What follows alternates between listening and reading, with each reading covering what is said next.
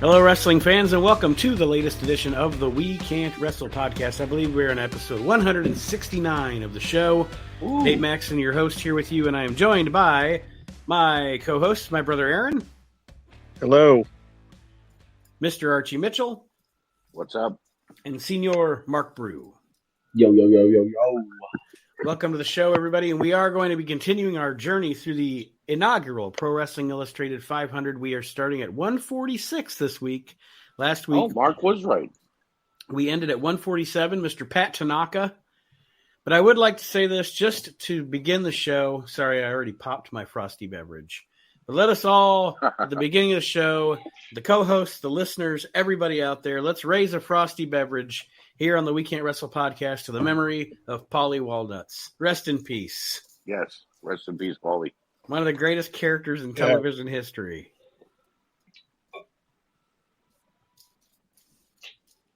All right.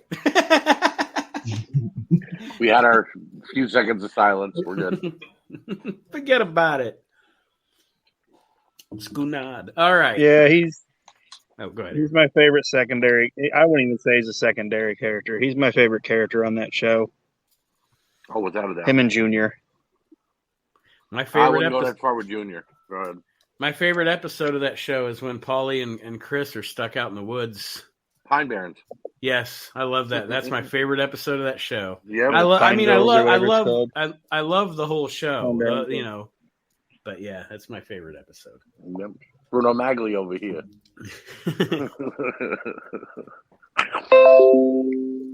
Well, unless you guys have anything else you want to address, we'll dive into this Pro Wrestling Illustrated 500. Let's go. All right. Number 146 in 1991, Steve DeSalvo. 6'2", 290, 5 years pro, ranks among the strongest men in wrestling, former Stampede North American champion, wrestled in the AWA briefly as Billy Jack Strong, very sadistic. I have seen him wrestle as Billy Jack Strong. No, still don't know. On crappy AWA stuff. He may have also, it says he wrestled under the ring name The Minotaur. The Minotaur. Against Tim Horner. He may have actually been on. Remember when we watched Wrestle Rock or whatever it was? Wrestle Rock 86? Or was that before your time, Archie, on the show? I think it was before my time. Okay, well, I think he was on Wrestle Rock, wasn't he, Aaron? As Billy Jack Strong? Who was it? Sorry? Steve DeSalvo. Probably. There was a bunch of crap on there. Yeah. Well, we'll move on from Steve and go to number 145, Mike Davis, founder of the Rock and Roll RPMs, now teams with brother Tom Davis, still boasts excellent foot speed after years in the sport, currently wrestling in the GWF. Mike Davis was a fine little worker, I guess you'd say. He wasn't going to be a world's champion. He wasn't going to be the main event. He probably wasn't even going to be in the WWF or WCW, but for a promotion like GWF, he was fine. Oh, no, he was in WCW and on WWF. Probably as a jobber.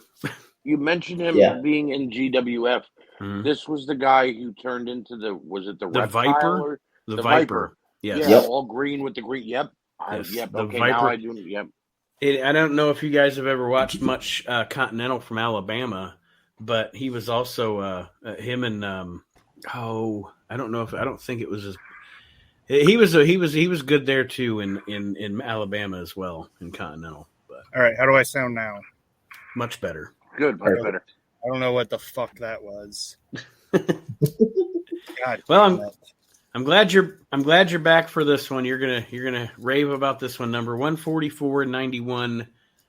Everybody on this panel I know is gonna love this guy, Haku. Mm-hmm. Oh, definitely. Now competing in SWS in Japan, formerly known as King Tonga, teamed with Andre the Giant to win the WWF World Tag Team title, and skilled in martial arts. Haku. One of my favorite of all time. And just true to life badass. A quick cheap plug. He will be at the Asylum's Wrestle Bash on August 20th in Parsippany, New Jersey.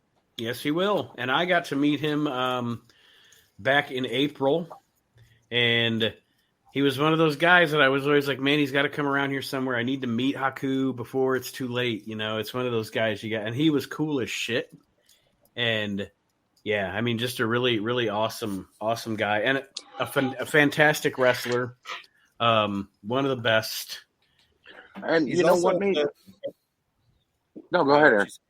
No, go ahead. I was going to say, he was one of those guys that when they talk about, like, he was like a legit badass, but was like one of the nicest guys in the world. Like, he wasn't a bully. You know what I mean? Right. Like, he knew if I have to, I have all the capabilities in the world to kick the ever-loving shit out of somebody. Right. It's only if I have to. Like, I don't have to, like, project. Not do it just because I can. Like I'm a Scott Steiner fan, but everything you hear about Scott Steiner, he was a fucking bully. You know same with Hart. Same with Bob Holly. Yeah, he's a bully. Right. And Haku was like that dude at the bar that and everybody knows, and he knows I could kick everybody's ass in here. Mm-hmm. But I don't have to gloat about it, and I don't have to boast about it unless you fuck with me or somebody else that I don't. And that's the other thing about Haku too, that you hear about is it wouldn't necessarily be if you're fucking with me. If he saw a bully fucking with somebody else, like he had that person's back. You know what I mean? Like Jericho talks about when he got stopped at that airport, and it was just started out as this kind of an innocent thing, and all Haku saw was fucking like TSA people or whatever surrounding Jericho, and he automatically went into nope, like we're gonna fucking fight. Jericho's like no. Wound up in a fucking room because all Haku saw was like 5 guys surrounding Jericho, and he was ready to go. He didn't even know what the fuck was going on. He was just like, "There's my boy. People are surrounding him. Let's fucking fight." You know what I mean? Yeah, right. It's definitely somebody you want on your side. Yeah, to me, just the baddest ass guys are the guys that don't have to let you know that they're a badass. Right, exactly. I think he would have made if given the right opportunity, like after his teaming with Andre, he might have been able to make a decent heel world heavyweight champion for a little while. But Vince never really saw enough in him as being a single star, and then when he got to WCW, he was with Colonel Robert Parker as his bodyguard, and then moved into being the Faces of Fear. So, I was gonna say when you said would have, I knew kind of where you were going as far as the title goes. I don't know, and I'm not saying that Haku wouldn't be deserving of a world championship. That's not what I'm saying, but I always pictured, for some reason, I could picture the King Haku character with the Intercontinental Champion. Yeah, that's what I mean. Not a main world champion, but as a secondary champion. Yeah. And then you put the world title on somebody in the Heenan family, and Haku is not only now King Haku with the Intercontinental title, he's protecting the world heavyweight champion too. Mm-hmm. It would have worked, but he definitely. What I always hated though, as great as the Faces of Fear were in WCW, they never got a run with the titles. They were just always a devastating tag team that would either beat everybody in their path or then come up against the Outsiders or the Steiner brothers and lose. Mm-hmm. They beat Harlem Heat. They beat, It's not the same type of character, but I look at Haku as like a Jake Roberts or a Boss Man. Yeah, he didn't really need a belt. No, Andy's a gatekeeper for the champion. Yeah, right. Number one. Go ahead, Mark. Little insider story thing that I was told about him is that he actually owns a car wash in Florida. I'm trying to think of a witty name for Haku's car wash, and I couldn't come up with it. Some boys, fish shine. all the scrubbers look like his big afro. Just the brushes of fear. Yeah, the brushes of fear. Number 143, a guy that I was never a big fan of. I mean, I could see watching him why he was over in Southern Wrestling at the time he was over, but not a big fan of Wendell Cooley. Who? Wendell Cooley. Again, another guy that if you watch Continental from Alabama from maybe 85 to 90, he was actually pretty big down there. Amazingly popular in Alabama. There you go. In Alabama throughout the South, held the Continental title twice in 1989. Has also been booked as Rick Casey, can wrestle or fight. Just not. I'm not even going to diss the guy. I could, like, when I watch that stuff, I can see why he was over with that crowd. But for me, doesn't appeal to me at all. I don't know enough about it. One of the matches that it's showing here, it says CWA Memphis show in December of '88. He tag teamed with Bill Dundee to fight Jimmy Golden and Robert Fuller. Which that's one of my low key favorite tag teams is Golden and Fuller. Those guys were great together. I like if I was a booker and they gave me I almost called him Windy. Wendell Cooley. Like, I'd have him be like this drunk hillbilly that just always has like a beer and it's always his little coolie. Just hanging out. You know that guy that always has a coolie in his back pocket? Yeah. He's always ready for a party. I just looked him up and I saw exactly what I'm picture. talking about. He knows 7 guys that have coolies in their back pockets all the time. like the redneck version of wrestling, Matthew McConaughey and Daisy Confused. Well, all right. I just looked him up and the picture popped up and it was not what I was expecting from a guy named Wendell Cooley. You know what I mean? Yeah. This guy has a black mullet and beard, and he's laying in a grassy knoll with a cowboy hat on. I'm like, no, that's not what I was expecting at all. Did you click on his OnlyFans? No, it's the pictures that come up when you search Google. He's not on OnlyFans. He's on Only Cousins. Right. And he's on a grassy knoll? He did say Alabama. He's sitting in a like a patch of hay or something. I saw a meme the other day that said people in Alabama, when they hear time is relative, and it shows some guy trying to fuck a clock. Anyway, Did you see that? Yes, I do. Nice glamour shot, Wendell Cooley. Right? It's like, what the hell is going on there? That is his OnlyFans picture. Moving on. Number 142, Mil Mascaras, 5'11", 245, 27 years pro. A true legend, arguably the greatest Mexican star ever, captured the IWA title in 1975. Man of 1,000 masks, incredible flying body press. Fucking sucks. He's by the 1990s, yes. In the 1970s in Mexico, he was as big as Hulk Hogan. I mean, Still sucked. I mean, it doesn't matter that he was popular. Fucking Big Daddy was fucking huge in England, but he fucking sucked. Fucking Mil Mascaras sucking his goddamn chest in. Aaron, tell us what you really feel. Well, goddamn, Aaron. Thanks for shitting on the first custom I ever made. sucking up his little stomach. Fucking. Well, his custom came out good though. He made a sucky wrestler. His custom came out good. He just made it into a sucky wrestler. That's fine, but like I said, I've never seen anything Mil Mascaras did that really impressed me, and I think he was. I kind of have to agree with Aaron. I'm happy he said it first because this way I'm not the odd man out. I wasn't a huge Mil Mascaras fan. If I was going to watch Mexican wrestling, I was going to watch, the Guerreros. I was going to watch, the other mass superstars because Mil Mascaras always seemed like he had a chip on his shoulder about something too, even though he was as big as he was. Well, and I think some of that, honestly, I do think some of that comes from, and I'm not going to claim that I'm an expert because I've only watched what I could find on YouTube. In my interest in Lucha Libre, I think a lot of that, the way that a lot of us, and especially in our generation, feel about Mil is because we have. I mean, how much of 1970s Mil Mascaras in Mexico have you seen? Maybe 4 matches. Maybe 4 matches. Okay, so in that time frame, in that period of time, in that area, in that location, he was really good. Right. And I'm not saying that as a person, because for all intents and purposes, everything I've ever heard as a person, he's a real piece of shit too, like a asshole. But I'm not going to deny what he was, And what he did for Mexican wrestling. Yeah.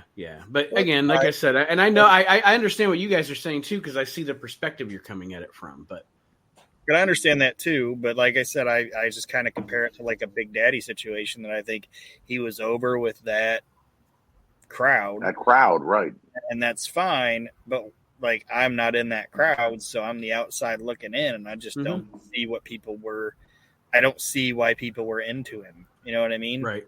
That's just my opinion. And there's other people and other promotions that you just said it about fucking Wendell Cooley. Coozer or whatever his fucking name is. Like, I don't see it. You know what I mean? And I'm sure there's probably, how do I want to say this? There's probably like Lucha Libre fans that are doing a We Can't Lucha podcast right now, and they're like Hulk Hogan, and they're all just like, what? Fuck him. We don't see it. You know what I mean? Right. Bendejo. Yeah. Fuck the Hulk Hogan. Like Ringo motherfucker. You know what I mean? That's just how I look at it. Number 141, Scott Norton, 6'3", 360, 2 years pro. Huge brawler, is a former super heavyweight arm wrestling champion, trained by Vern Gagne, a former Pacific Northwest champion, incredible upper body strength. Fucking love me some Scott Norton. I don't feel like he ever gets enough credit. He doesn't. Like, he was a solid fucking worker. And he's the same thing that I was just kind of saying about Haku, that everything I read about him, it's like this guy could beat the fuck out of anybody in here. Yep. But he doesn't have, he's not a guy that like bullied or big dog people, because it's like, I only do it if I have to, you know? And I think that WCW kind of missed the ball a little bit later here when they had Hercules and Norton at the same time, and they didn't do the Jurassic Powers thing. It's like that could have been a fucking solid tag team for them. Instead, you have Hercules and Scott Norton on the same roster that you could put in a tag team, and instead you give us those big, fat, nasty, awesome Kongs. You know, like who's booking this shit? Ole Anderson. But yeah, and I've watched the Jurassic Powers in Japan, and they were fucking. They were. And Norton was over huge in Japan because they entrusted him as an American to win the IWGP title and bring it to the United States and showcase it here too. And then when he went back and lost it, he did it with respect. So Norton was again one of those guys that was more over in Japan. And even though people liked him in the United States, no promoter in the United States was pushing him the right way. You know, he became a crappy tag team with Ice Train, which they were a decent tag team, but they weren't going to beat anybody big. They were basically just there as enhancement talent for the Steiners and Harlem Heat and whoever else was going to beat them. Then he went into the NWO. Yeah, Fire and Ice. And then he went into the NWO, and they ping-ponged him between Buff Bagwell and then just being solo. And then both went to Scott Steiner, and Scott was just there, you know. But he is a guy that I 100%. It blows my mind that Vince McMahon never got his hands on him. Right? That's what I was going to say. I think, honestly, like if he would have went to the WWF, he'd have a different narrative here. But I think he knew that if he went to the WWF, that Japan money was going to go away. He was making way more money. Probably not even. He probably made more money not. Yeah, I mean that for Vince than he did being able to say, "Well, I'll stick with WCW because they have the New Japan." That's what they said. That's what they said. The deal breaker was Daniel Bryan. You know, he wasn't like, "Ooh, I'm so happy. I'm going to go to AEW. I hate the WWE." He said, "Oh, if I go to AEW, I can wrestle in Japan." You know, he still likes WWE. He enjoyed working there. But like you said, if you're in WWE, you're not going to get to wrestle anywhere else, you know? Yeah. And unless they go there. That was part of the things with Animal and Hawk, too. They didn't go to the WWF sooner because they had when they were in NWA, they had the ability to be able to go and work in Japan and fucking make bank for like 3 months. So I don't and that episode of Dark Side of the Ring where they're interviewing Scott Norton on it and everything, Like you can just tell he's a humble person. Yeah. Right, when he's talking about the whole Hawk and Scorpio almost getting into it, and he's just recounting the story, you could tell like he didn't really want to be a part of it, but he Right. wanted to stand. He wanted to stand near Hawk just in case something stupid happened. Mm-hmm. So yeah, he's definitely a very humble human being, but he gives off this monstrous look. Like I don't think I've ever seen Scott Norton smile. You know what I mean? Yeah. When he's wrestling or coming to the ring, there's never, even when he was on Fire and Ice with Ice Train, he wasn't smiling. Right. The guy was pissed off. Number 140 is Fatu. 6'2", 260, 6 years pro, formed the original Samoan SWAT team with Samu in 1988.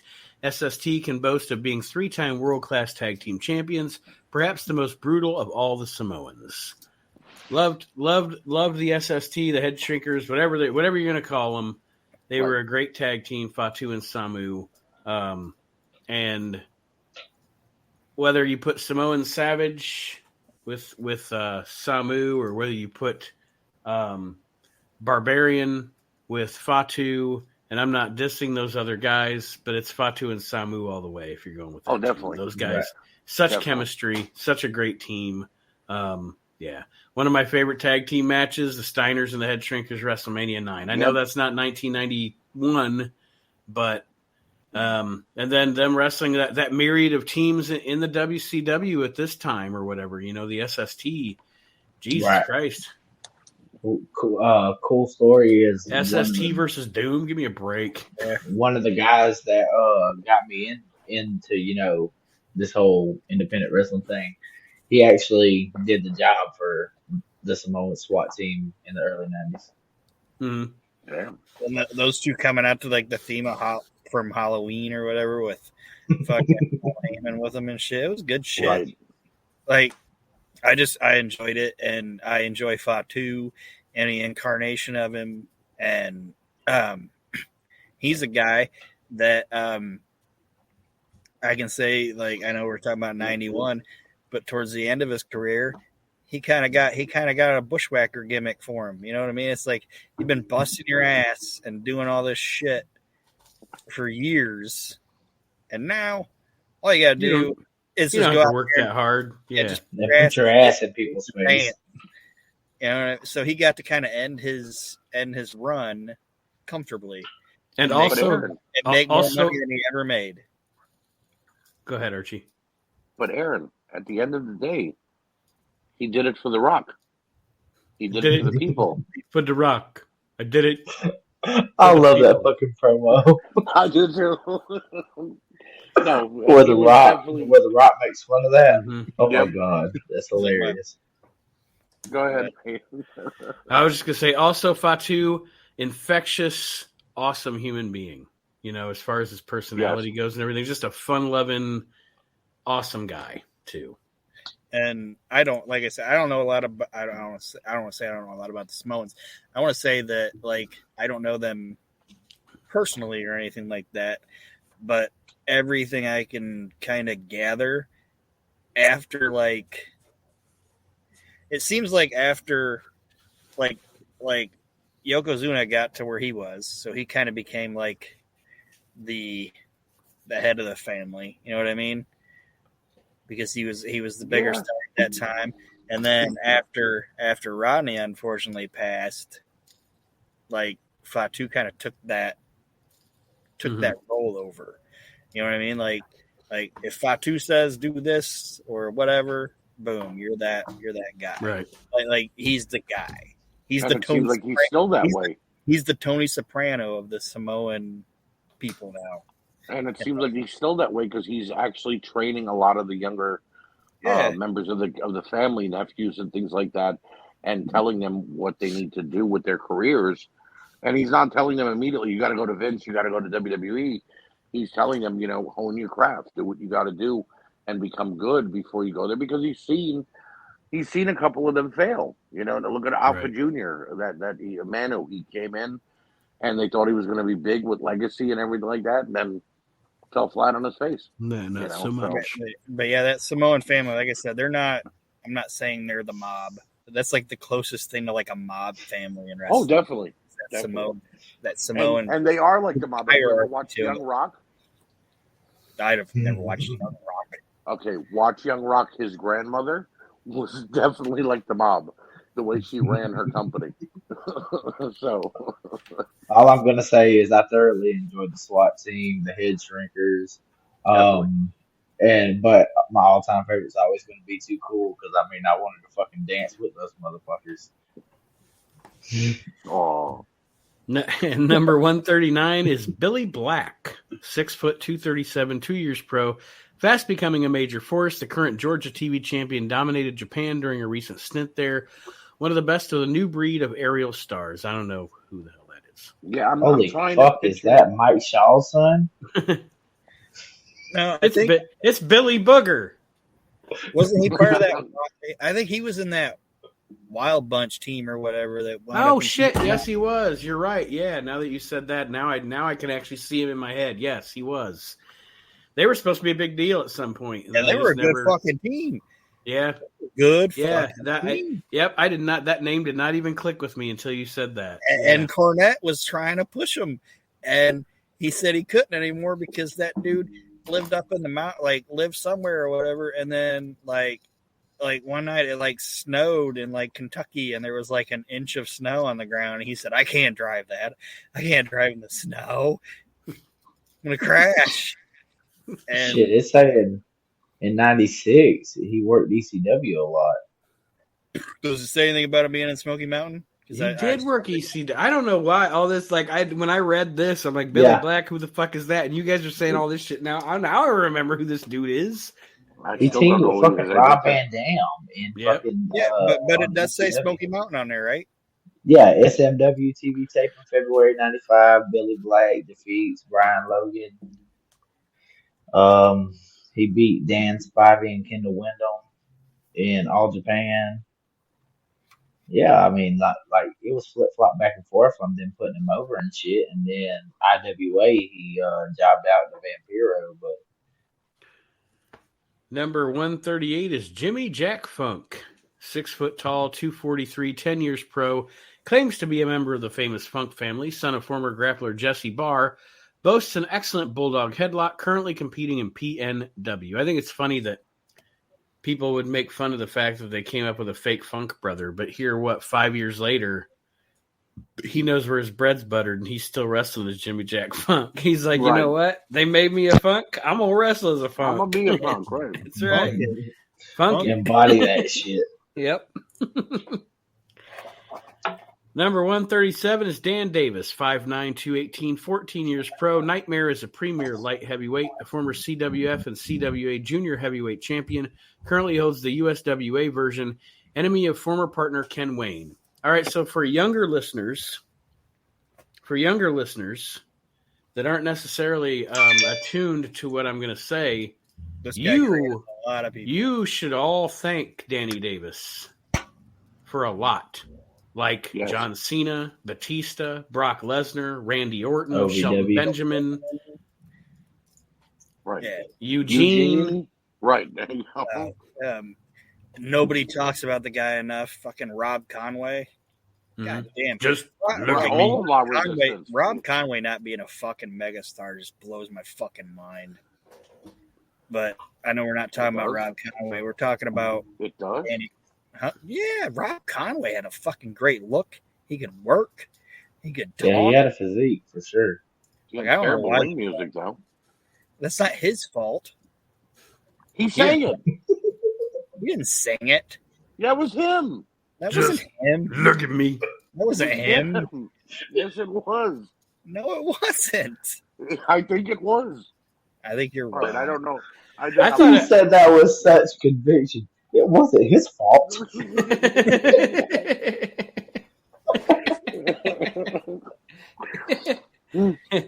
I love it. This episode is going to be entitled Rob Conway's Lawyer, Aaron Maxson. It wasn't his fault. He wasn't even there. He quit. But in that crowd, in that group, I think he's super fucking underrated. And but speaking of like Danny Davis, it's like Nate said, Danny Davis. Actually, was like a very good fucking worker. Mm-hmm. Small guy. It's the biggest thing that went against the him. The Nightmares were a great tag team. Yeah. I mean, he was fucking little. Like he's Bobby. He's like Bill Dundee sized. So that was against him. And he was also a homesteader, and there's nothing wrong with it. One of my favorite things ever is when John Laurinaitis, Cornette's talking about John Laurinaitis took over talent relations from Jim Ross. And like Jim Ross used to kind of work with Davis and Cornette of being like, hey, who's doing really good? We're going to bring these people up. You know, I'll let you know when, you know, so you can finish them out and all this shit. Well, Laurinaitis would just grab people and be like, all right, we're taking him now, and not give him any warning. Right. Shit. And then like they shaved Doug Basham's hair. They like shaved his head off because they wanted to see how he looked bald. And then fucking Doug Basham comes back and he's bald. And he's like, Jesus Christ, why are you bald? And he's like, they wanted to see how I look bald. And he goes, why couldn't they have told me? And I could have had you and Damage have like a hair versus hair match and actually made some fucking, you know, like, but that's what Laurinaitis was doing. So then Laurinaitis was like, Danny, like he stopped him. He got him one day and he's like, Danny, I hate to say it, but we think we're going to go ahead and sever ties from the OVW. You're not going to be our developmental territory anymore. And Danny Davis was like, thanks, Johnny. I've been waiting for this. Like, I'm dying. Like, my God. I think OVW is still actually going on. It is. Al runs it now. Yeah. Al Snow bought it. Al Snow runs it now. But yeah, Danny Davis is like, your $2,000 a week isn't, or your $2,000 a month ain't worth it. Like, I'm fucking done with you people. Thank you. Number 136 here on the 500, Brad Regans. 6 foot, 248, 11 years pro, former AAU champion. Whenever I see the AAU, I just think of Iron Sheik. Is a technical master, the current LPWA trainer, teamed with Ken Patera to win the AWA tag title, smooth as silk. Brad Regans, great wrestler, boring though to me. I'm not a fan. I mean, I'm not going to say I'm not a fan, but I'm not going to be like, you know what I want to watch tonight? Brad Regans. So I don't have a lot to say about him. He was a fine wrestler, obviously. He was a great athlete. Ugly fucking mug. He's a face only a mother can love. I would say better trainer than wrestler. Does that make sense? He probably, yes, and like the most he contributed was his training of people. He's one of those guys where you're like, all right, he's wrestling in 1980 or 1991, so which means he was probably born in the 60s, maybe the late 50s. He should have probably been born in the 20s so he could wrestle in 1942 or 48. Or, you know what I mean? Like he would have fit in with Thez and all that group because he's that type of a wrestler. Yeah.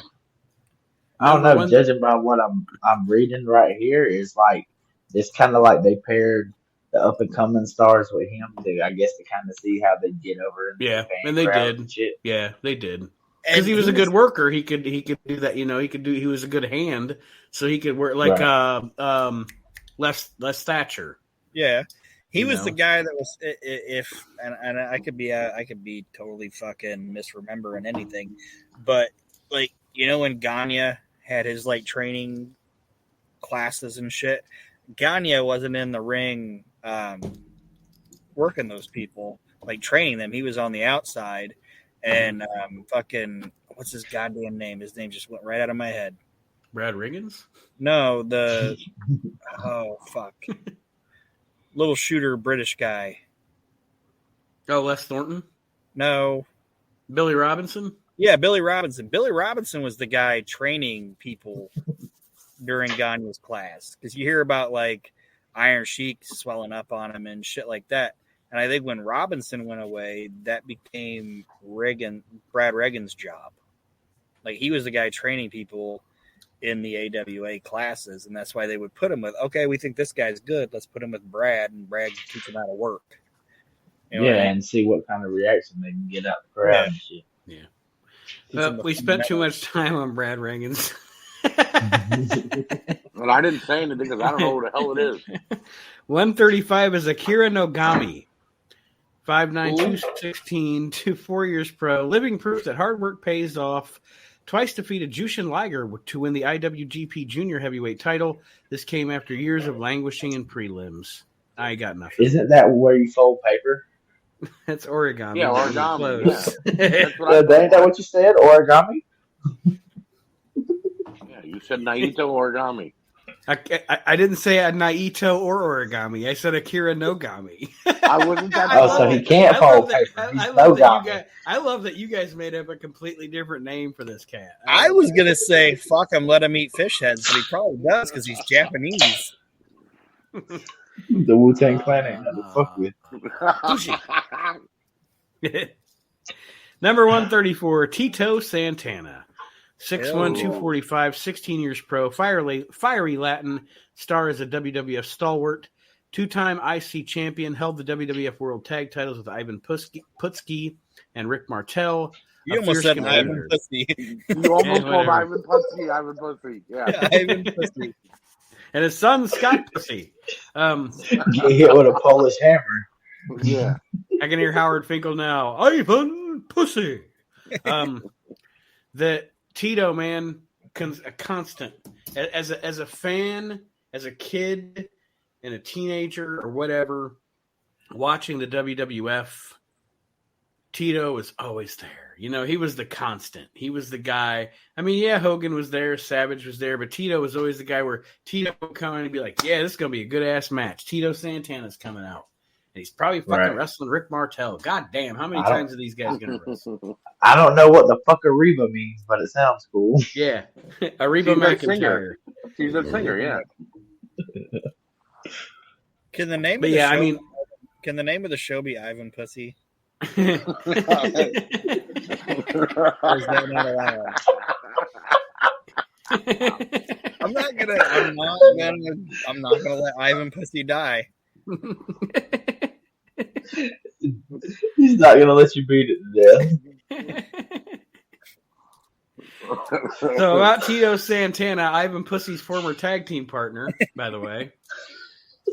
Anybody else have any other thoughts on Tito? When I was younger, I was a Tito fan. I liked him with Rick Martel at Strike Force. I think they could have had a little bit longer of a run. Then when they made him El Matador, I thought that he had a pretty good feud with Shawn Michaels. They always had a great matchup with one another. It's probably why they feuded for so long. The story is when they were trying to decide who was going to beat Flair for the belt, it was either Tito or Brett. Like Tito was kind of Tito is the sentimental guy. Like Pat Patterson's like a lifetime achievement award kind of thing for Tito. That's why they did that El Matador gimmick, because they wanted him to, like, Vince was thinking about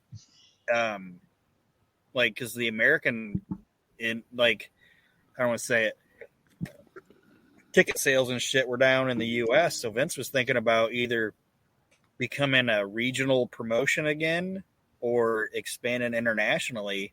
And Brett was over internationally, and then he was thinking about Tito being like Mexico and Latin America and all that, and they ended up going with Brett. And I shouldn't say the only reason, I think part of it had to do with age. Yeah. Right. It's like age and whatever. And I don't think Tito, from everything I ever hear about the guy, would have wanted that, because he seemed like he was more of a fan. It's like Shawn Michaels said, him and the Clique would be driving around, and Scott Hall and all them were like, we just want that Tito thing. Mm-hmm. We want to be able to be here, get to the show safe, work safe, and get home to mama and the kids and just relax. It's like that Tito thing. Like, this dude figured it fucking out, and he's been here forever. And that's part. I don't think Tito's, honestly, I think if they would have been like, Tito, we want to make you the champ, he would have been like, I'm good. Arriba. Yeah, Adios. Number 133 is Brickhouse Brown. 5'10", 225, 9 years pro. Memphis favorite, has a fantastic physique. has fluctuated between being a fan favorite and a rule breaker, several times the original wrestling rapper. I'm not going to diss Brickhouse Brown, but I don't see how you rank him above Tito Santana. That happens a lot on this list. Yeah. I mean, you're right, but I don't know. He was fine. Said he also had the ring name MC Slammer. Yes, he did. And he is passed he the one from prostate cancer? Yeah, not too long ago. It was like I think 2019, maybe he died. Yeah, he died like twice. Like they thought he died, and then he came back. Yeah, he's one of those guys where they reported that he was dead, and they were like, "Oh wait, he's not dead." And then the next day they were like, "All right, now he's really dead." He's the same guy that it was like him, Brian Christopher, and somebody else all basically died on the same day. Yeah, it says July 29th, 2018. 2018, okay, yeah. But like 3 guys died, and I think it was Brickhouse Brown, Brian Christopher, and somebody else. I can't remember. It wasn't Nikolai Volkov, was it? What? I don't know. It doesn't matter. It doesn't. All right. 130. Brickhouse is also the guy that said he left the. Brickhouse is also the guy that said that he was gonna go to the WWF, and then he was in an elevator with Pat Patterson, and Pat Patterson says, "Ooh, Brickhouse, I really love how you look in those jeans," and he was like, "I don't need that job that bad." Oh God! But he did go to WWF in '95 on Superstars Wrestling Challenge and stuff like that. So he did need that job pretty bad. I mean, he went up against Henry O. Godwin and Triple H. Number 132 is Steve Armstrong, 6'1", 212, 8 years pro, a member of the Young Pistols with Tracy Smothers, son of veteran Bob Armstrong, fastest of all the Armstrong clan, remarkably limber. Steve Armstrong, great worker. Definitely. He doesn't get credit for being one of the better of the brothers, but as a tag team worker with he's the best of the brothers. Fantastic. I agree.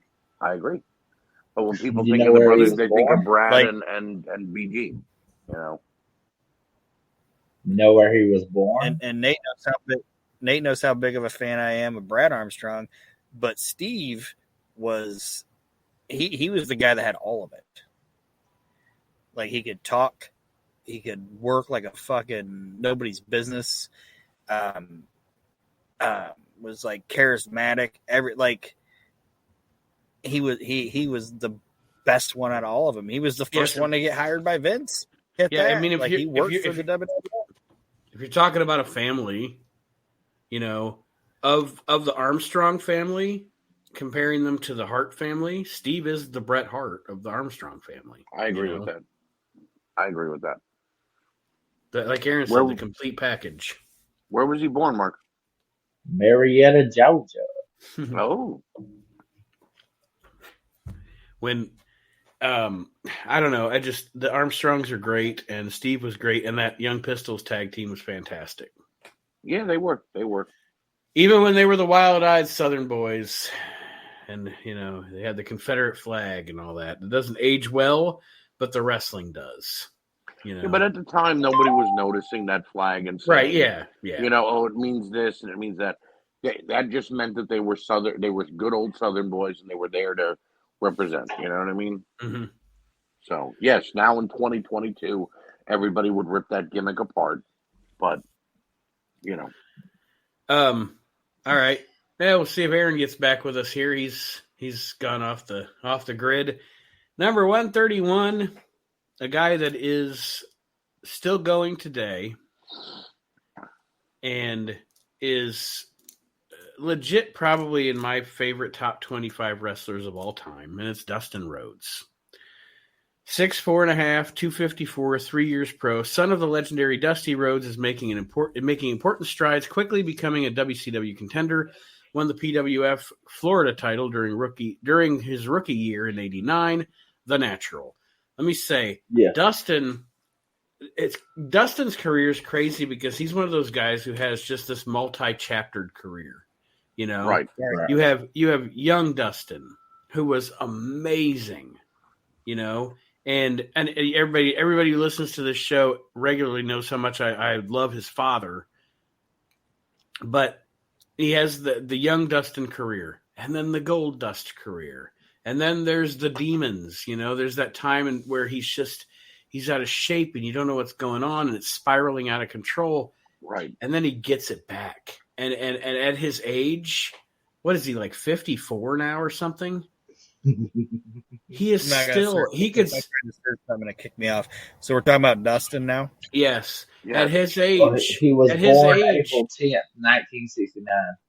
Okay, and at his age, he could still go out there and wrestle with the best of them. He's so fucking good. Did you watch his match a few months ago with Punk? I know you don't watch AEW. Yes. No, I watch AEW. I just don't watch all of it. But he traded hold for hold with CM Punk. And yeah, Punk ain't as young as he used to be, and ain't as crisp as he used to be. But I mean, he's been having matches like that for the last 5 years, even the last couple of years at WWE. I'll say this: I'm not a big. Hold on, Aaron. Just one thing I'll say: the best. Okay, since the beginning of AEW. All right, Archie. Mm-hmm. The best match in that promotion's history is Cody and Dustin. Oh, definitely. That's exactly what I was going to say. The best thing that fucking company ever did was the first fucking thing they did that I know of was goddamn Cody and Dustin. Yep. It was fucking fantastic. Something Vince was afraid to pull the trigger on because he didn't think it would draw. Mm-hmm. And those two guys did it perfectly. We're going to do it. Right. Boy, he kicked himself in the ass for that, didn't he? Right? No, but Dustin Rhodes for the last 5 years, like I said, since even before he left the WWE, he got himself in crazy shape. He got in a better mood set, and he's just been putting on consistent matches with guys that are sometimes 30 years younger than him. Yeah. So, I mean, that's definitely deserving of a great career. And he was a guy that, and people can say what they want to say about Vince, because Vince would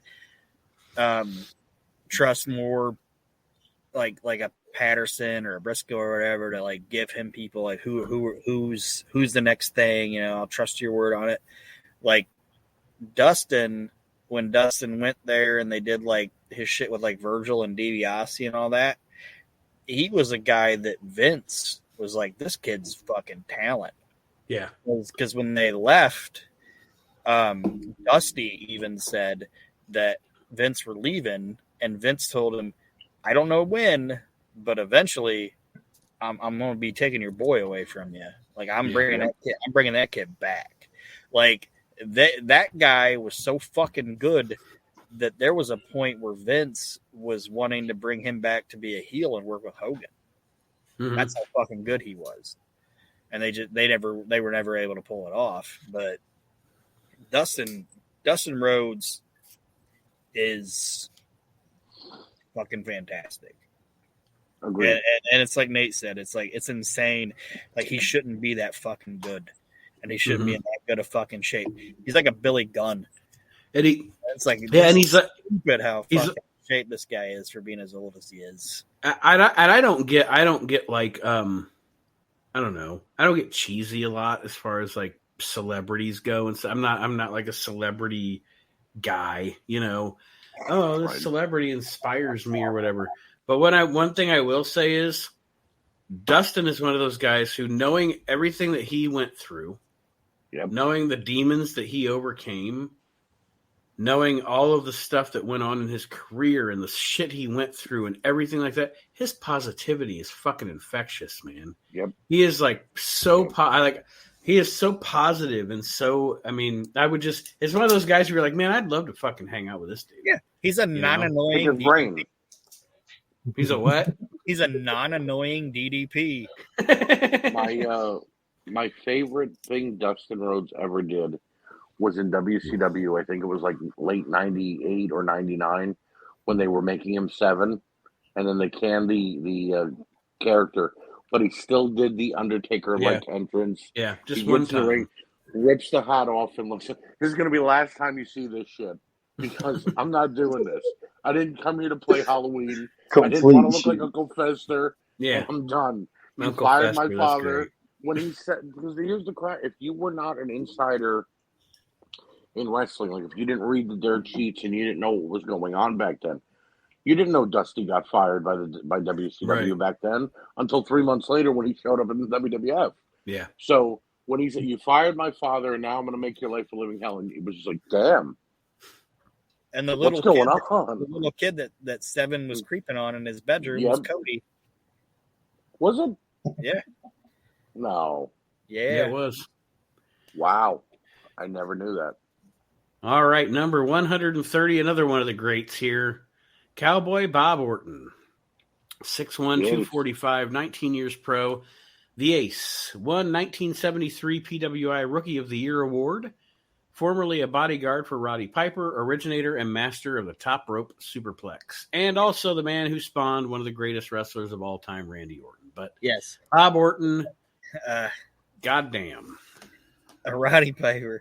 Nothing like it's not even a funny line, but it's just a great line. He's just be like, "Oh, my name's Roddy Piper. I don't do a good Roddy Piper, but he's like, my name's Roddy Piper. That over there, that's my bodyguard Ace." Yeah.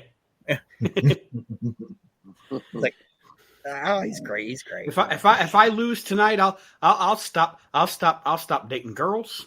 I'll stop playing tiddlywinks. I'll stop dating girls. I'm going with you, Ace. Yeah, and Ace just got to be there and react. But bell to bell in the ring, what a fucking wrestler. Yeah. It seems like in the 90s he was UWF a lot. Mm-hmm. One of my favorite things is Piper talking about WrestleMania and how it was like Piper and Ace kind of drawing that shit. You know what I mean? And they said after it was all said and done, like WrestleMania was over and T and Hogan were like ushered off in a limo off to the party, and Ace and Orton and Piper were just kind of left. Or not, Ace, Orndorff, and Piper were just kind of left. And they were just sitting on a fucking curb trying to get a cab outside Madison Square Garden. And Piper said a horse, like a police horse, came trotting by, stopped right by him, and just took a shit.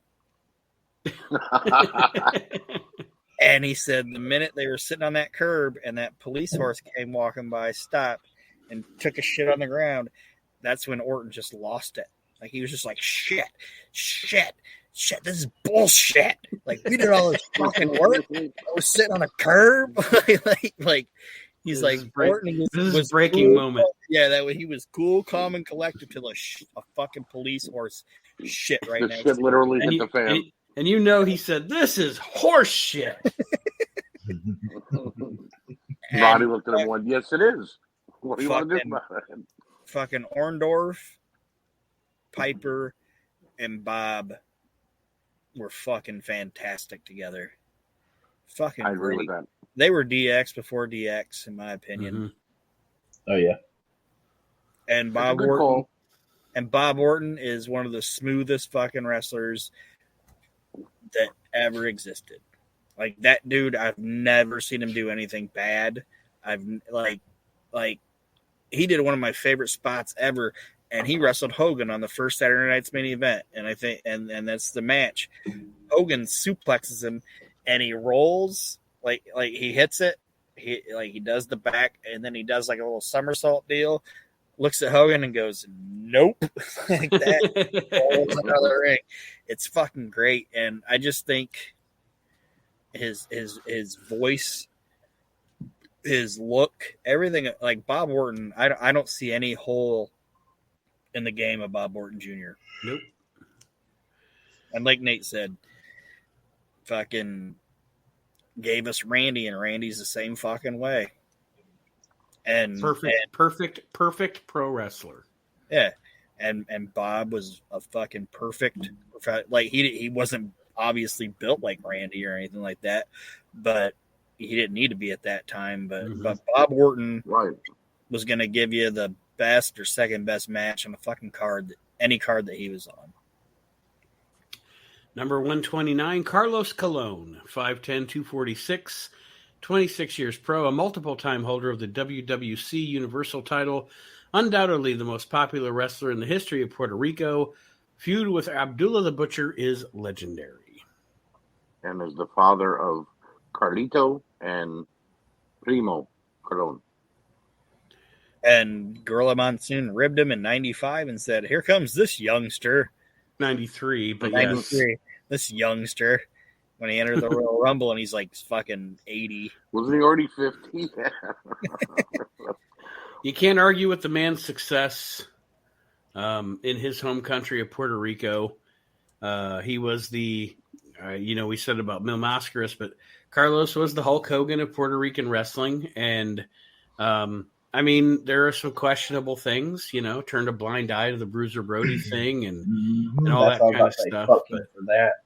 But overall, again, can't argue with his success. And him and Abby really did, that was probably the biggest feud in the history of Puerto Rican wrestling.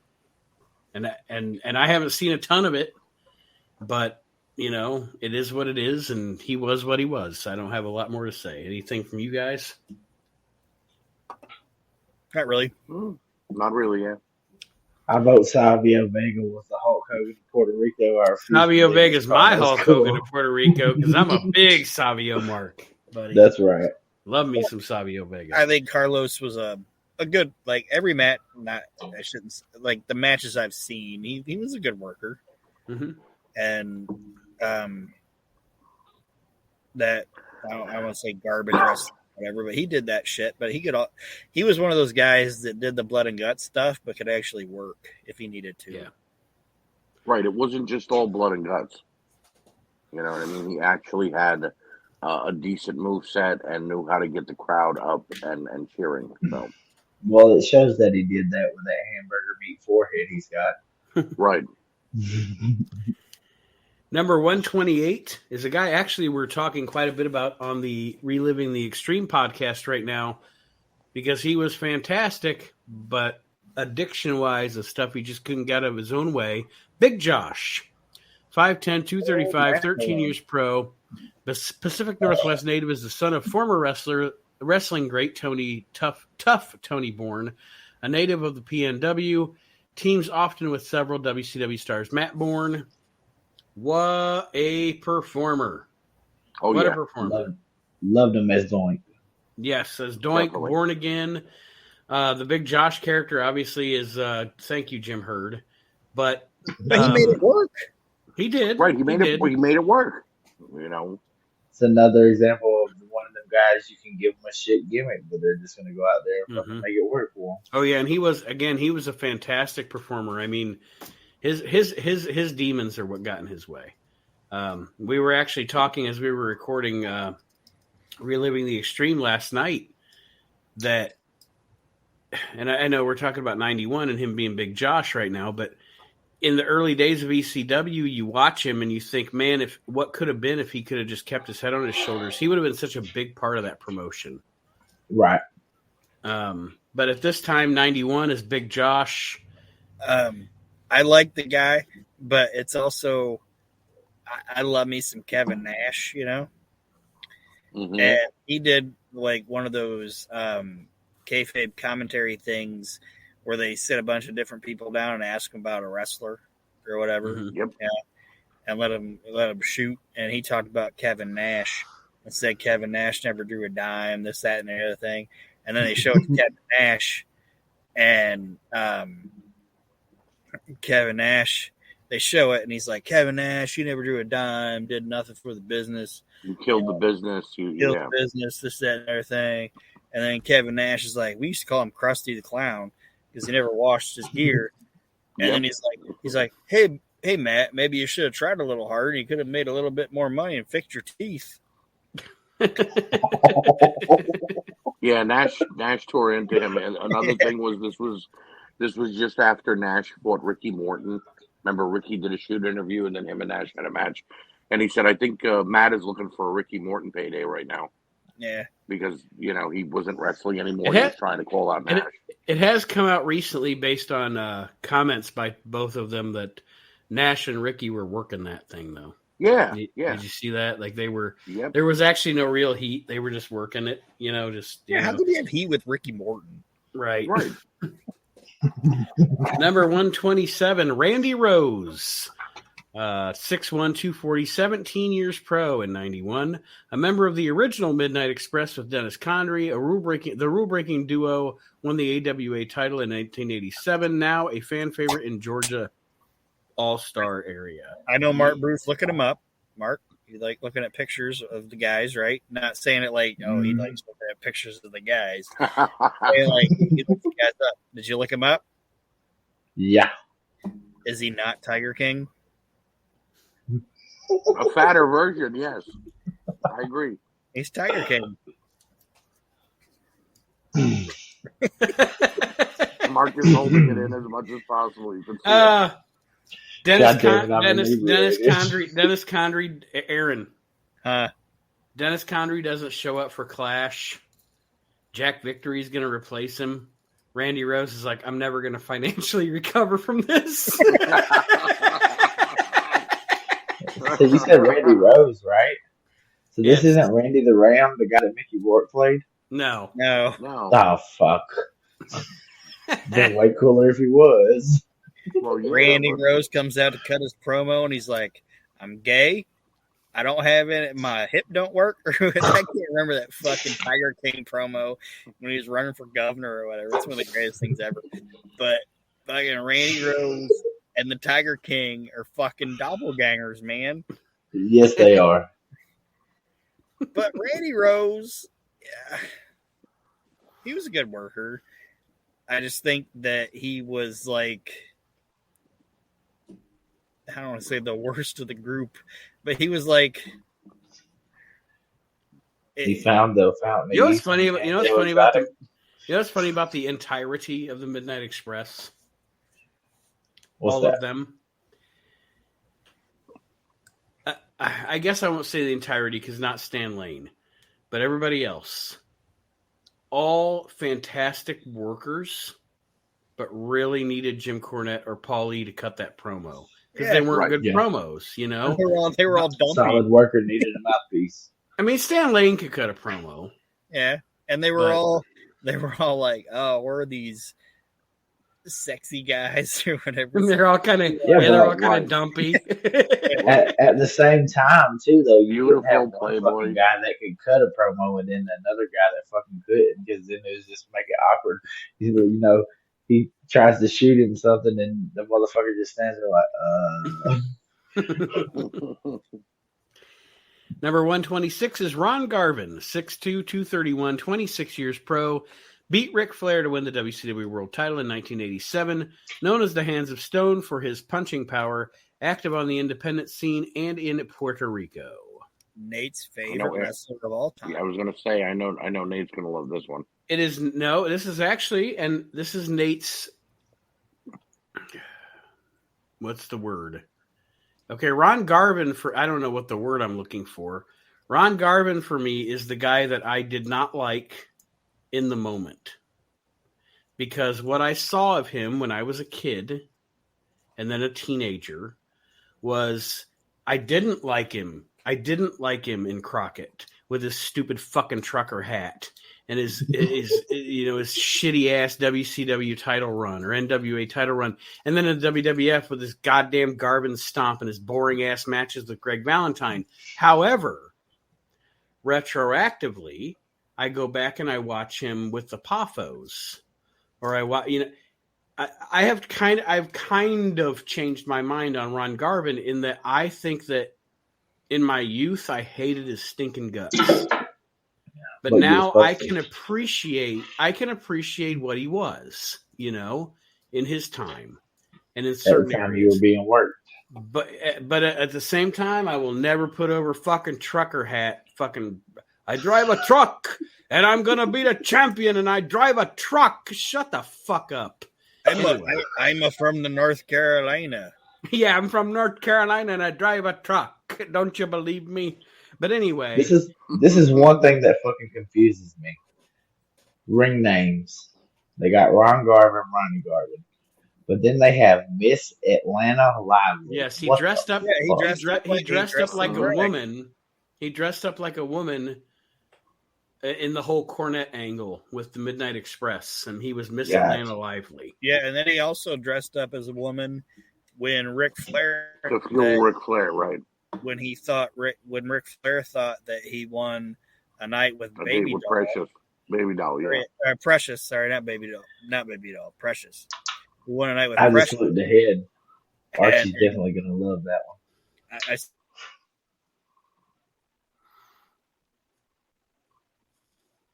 Hello? Aaron Is froze Nate up. first? I mean, yeah, Aaron first. But we got number 125. Archie's favorite person is Paul Roma. 5'11", 235, 5 years pro, handsome youngster, captured the 1990 PWI Most Improved Wrestler Award. Teams with Hercules as Power and Glory. Combines aerial maneuvers with impressive power and stamina. And I will say this, Paul Roma, the best thing he ever did was teaming with Hercules. I'm gonna lay it on the line because Mark said this is my favorite guy on the list. As Power and Glory, Paul Roma was great. Even in the Young Stallions with Jimmy Powers, Paul Roma was actually a damn good athlete. And I loved him with Paul Orndorff was pretty wonderful. I thought they were a great tag team, and having the assassin with them was actually pretty damn good too. He was not, I will repeat this again, he is not a horseman. He was not horseman material. He didn't look like a horseman.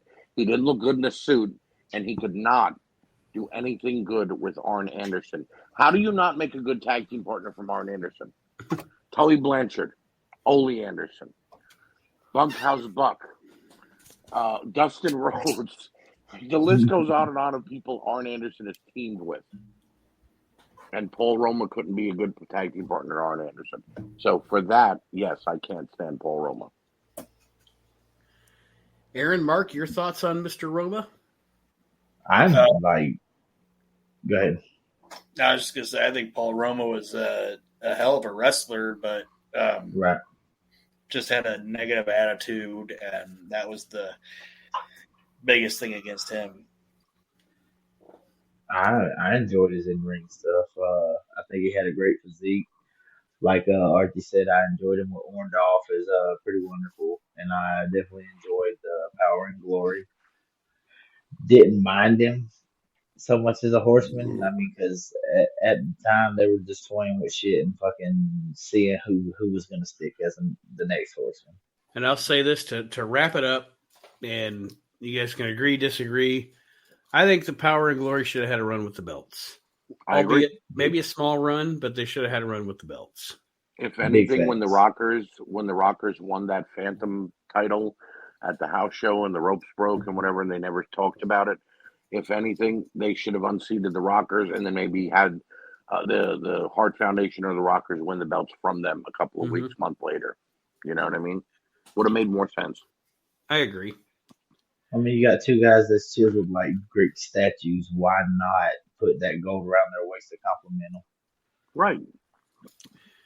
Number 124 is one of my favorites of all time. Don Morocco. 6'4", 274, 21 years pro. The Rock remains one of the sport's true tough guys, now a fan favorite after years of rule breaking, a two-time WWF Intercontinental Champion. Folks, if you have not done yourself the favor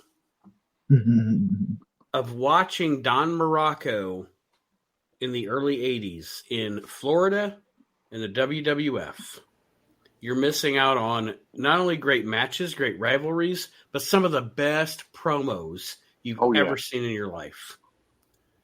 Don Morocco was I'll die on that hill. Don Morocco is one of my top 25 of all time. Fucking fantastic. I can agree with you. It's all coming down. And he did the thing in his promos. Oh shit. God damn it. You okay over there? Huh? Fuck, he's froze again. I'll tell you.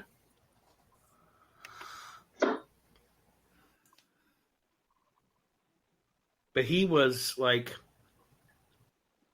I mean, he was magic. He was absolute magic. I mean, it's like that moment where Foley was inspired by him and Snuka, their match and that spot and stuff. I mean, like but there was more than Foley in that arena that night, and many wrestlers have gone on to, say they've been there, but like they were doing next level shit. But Definitely. like, sorry guys, like what Nate was saying about Morocco's promos, he did the thing that I really like that heels back then would do, and not a lot of guys did it. Like Nate was like, it's all going down. Like Morocco spoke softly, so you had to fucking listen. Jericho does the same thing. Yeah, when he's on, he does the same thing, and it's like Jake did it. You know what I mean? Mm-hmm. Like I said that because and one of my favorite wrestlers of all time is Chris Jericho. He's in my top 10. But my favorite Chris Jericho is the 2008-2009 Chris Jericho in a suit. And you can tell he watched some Don Morocco. Because like Aaron said, that crowd is up here, man. They're up here. And Jericho is not going to go. He's not going to rise up with them. He's going to keep his voice down here. Right. So they have to come back down here with him and listen to what he has to say. And Morocco was good at that, and he was just so fucking good. And he should have had a run with the title. He should have had a run with the title. He probably should have beat Backlund at some point. He would have been a great guy. And I'm not dissing the Sheik, but he would have been a great guy to be between Backlund and Hogan, Yeah. And he was around at the time. And I don't know. Don Morocco's fucking fantastic. Yeah. Number 123, another good one, Butch Reed. 6'2", 265, 13 years pro, veteran star has made a great comeback. Reed and Ron Simmons won the WCW tag titles as Doom, but split violently. Doom. Come on. Massive tag team. One of the best tag teams ever. One of the greatest theme songs ever. One of the most badass theme songs ever. Am I wrong in saying I like them more with Woman than I did with Teddy Long, though? No, you're not. Because it was something about it, and I think I recently watched a shoot interview with Ron Simmons where he said they put her with him because they were in the South, and to see these big African-American guys with this little baby white girl, it elicited more of a riot from the crowd. Mm-hmm. So it worked. Where with Teddy Long, they were just three black guys hanging out, and Teddy was, they didn't have the mask anymore. Teddy was, trying to get himself over as much as possible. Yeah, I mean, there's no bad version of Doom. Right. But the woman version of Doom is better for a couple of reasons. First, the heat in the South. Yes. Right. Secondly, fucking Nancy was the best. Oh, yeah. The best. I know that... okay, so here's my thing, and I've realized this over the years as I've watched things. My favorite female in wrestling history is Sherry. Okay, mine too. Sherry's my favorite, but I have to say, I think the most amazing valet in wrestling history, female valet in wrestling history, is Woman. When you look at her body of work, yeah. Nancy was so good. So good at everything she did. Flawless. And Chad Austin says on the show, on the Reliving the Extreme, she was like that all the time. Like he said she would come down to breakfast at the hotel and she would look like Woman. She was on. Right, she didn't break character. No, she was on all the time. What a pro. But with Butch Reed, I loved him actually in the late 80s in WWF with the blonde hair, you know what I mean? He was a pretty decent heel. And then him and Simmons together were great. And I think WCW made their decision after Doom was split up. I think Butch hung out for like maybe a year or so, and they feuded a little. He went away, and then they brought him back. I think it was during Simmons' title run. Mm-hmm. They had him attack Ron, and they feuded again for a little yeah, bit. And something, and I don't know. I'd have to go back and look at like through the Pro Wrestling Torches that I have or whatever.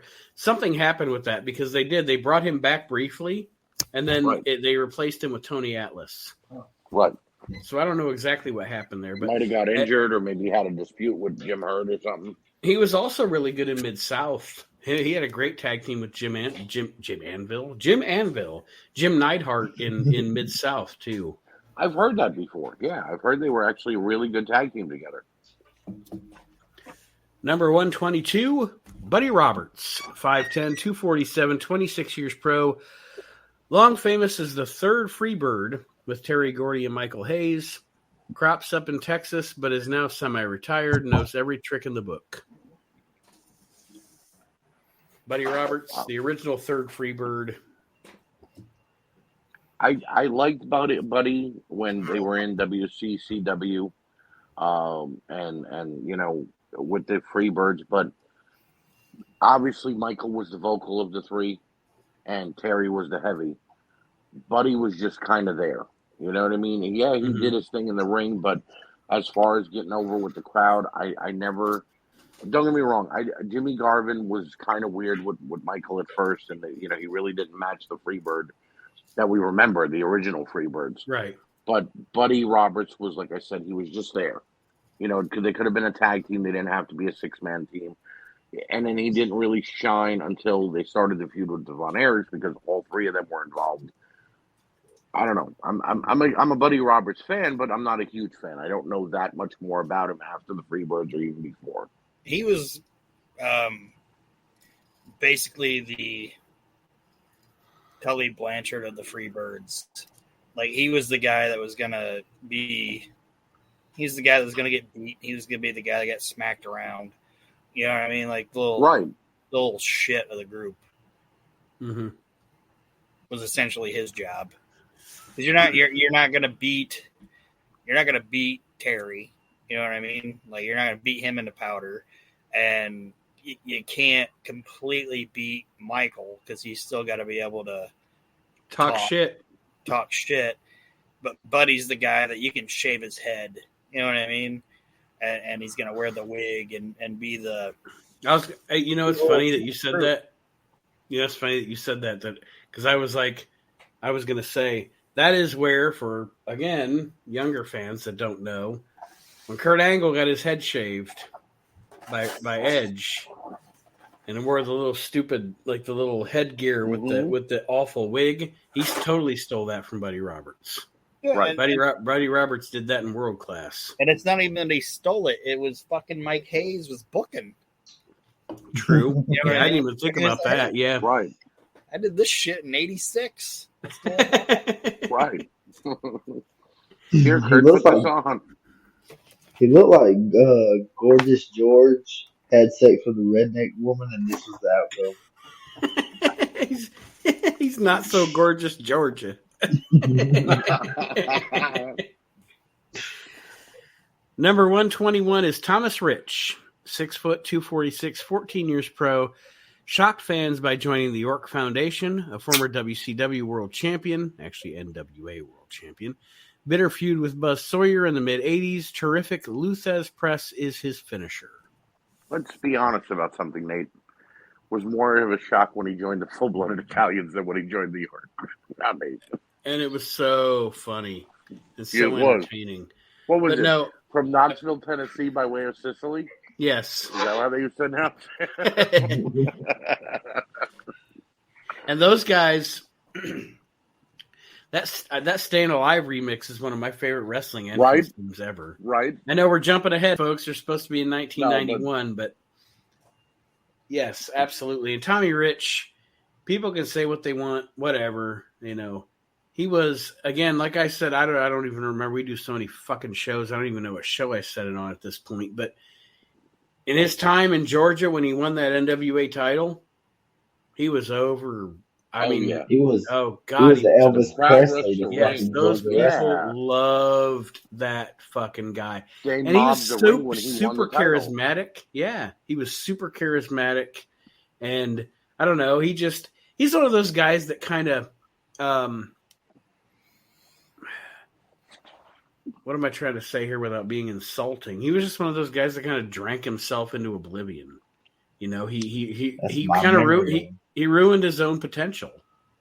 Yeah, when I met him, he smelled like cheap vodka. And I bet he was still funny though. yes, he was fucking hilarious. Like Mark, I'm sure you're it not wasn't gonna always beat cheap vodka. I got an autograph from him. I had him sign his WCW card. I was like, "Hey, can you sign this card?" And he's like, "Sure thing, brother." And then he's like, "How much is that honky tonk man charging?" I said, "I think 50." He's like, "Ah, fuck him. You come back over here, I'll give you 2 more autographs for 10." Fuck that guy. The goddamn honky tonk man. Oh, I'm not discounting that he's a fucking trip, and you know, as far as like a person, like I don't see him as a bad person. That was just my fondest memory. Like whenever I first met him in person, he smelled like cheap vodka. Oh no, I ain't saying nothing against that either. I smell like people meet me. I smell like cheap beer. I don't fucking care.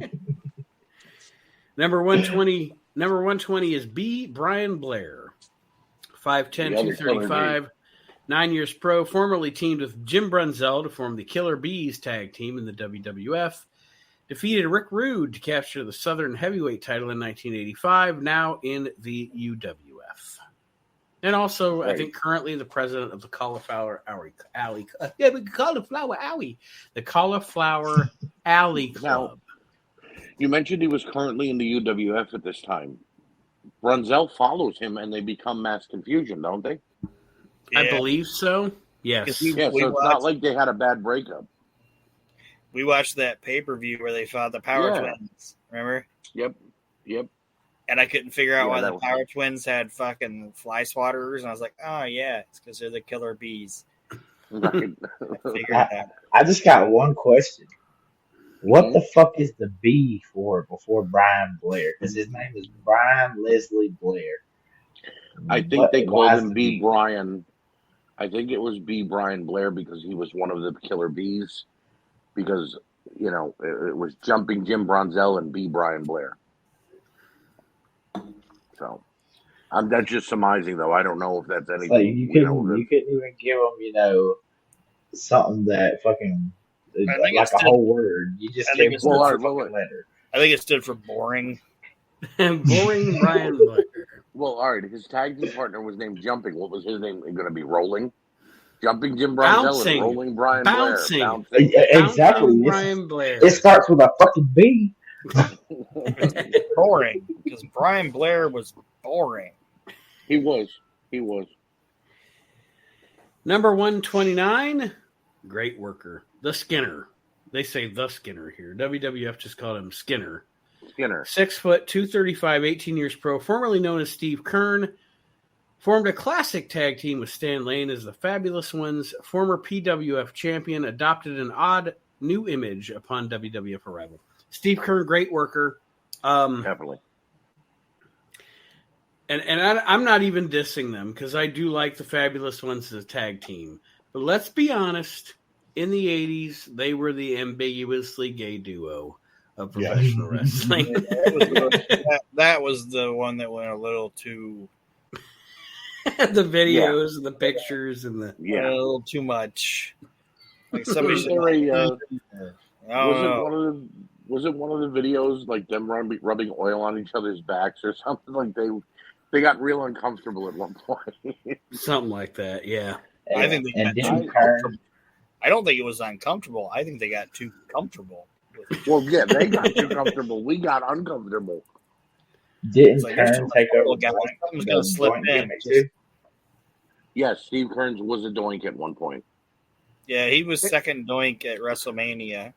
Right. Then he was a great worker. Go back to, again, the Fabulous Ones were a good tag team. And I have not seen a lot of him in Florida. When I talked to Barry Rose, who is a Florida wrestling historian, about him, He raves about him in Florida, and he was a big star there. And also, I mean, I'm just going to use this as an example, just one match. For those of you that want to see how good this guy was, go on Peacock and look up the Tuesday in Texas pay-per-view and watch Skinner versus Bret Hart. Yeah, him versus Bret was great. Him versus Owen was good too. When they had him and Owen would lock it up. So you know what I mean. He was a rarely technically sound wrestler. You want to know what's fucking crazy? Like that whole Skinner gimmick, you know, with the fucking dip spit coming out onto the beard and all that. Like that wasn't like, to me, that was like a thing of nightmares because I see that all the fucking time, and you see these fucking rednecks like that down here. Mark's like, I know that guy. He sits down the street at 7-Eleven. Yeah. No, but I and ask I you like for Steve. a Marlboro when you walk out. I like Steve. My you're fondest you're eating a Marlboro right now. Right. My fondest memory of him was he came back to WCW and was searching for a tag team partner. And after weeks of who's it going to be, it ended up being Beautiful Bobby Eaton. And I thought they worked perfectly as a tag team. I think their team name was Bad Attitude. And they were fantastic together. No pun intended. But yeah, I enjoyed Steve Kearns. No matter what entity he was coming in as, tag team wrestler, singles wrestler, he definitely got the job done when he needed to. Absolutely. I agree. And he became a trainer.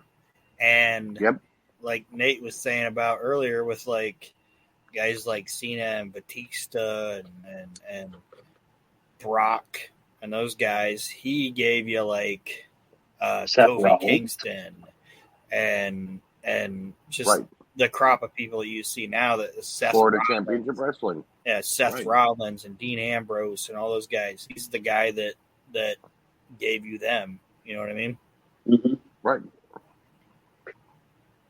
Number 118, Dr. Tom Pritchard. Where'd our host go? Ooh, Dr. Tom. He's here. Oh, hold on. I got to refresh. Dr. Tom. One of the, in my opinion, very underrated. The Heavenly Bodies were a great tag team.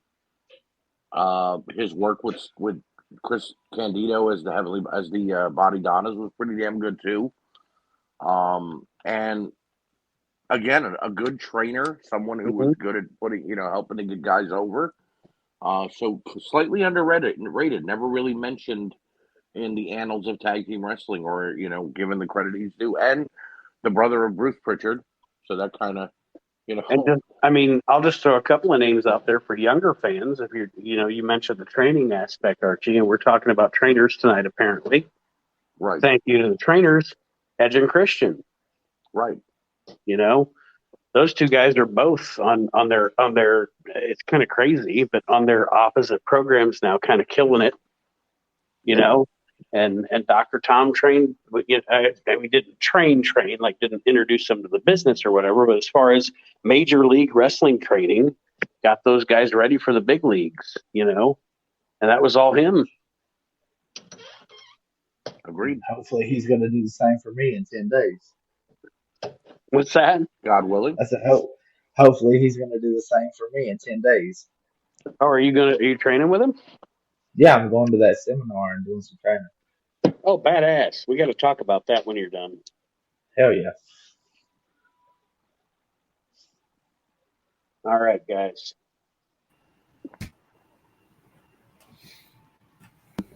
We're going to do, I think, let's see. Let me look at the time.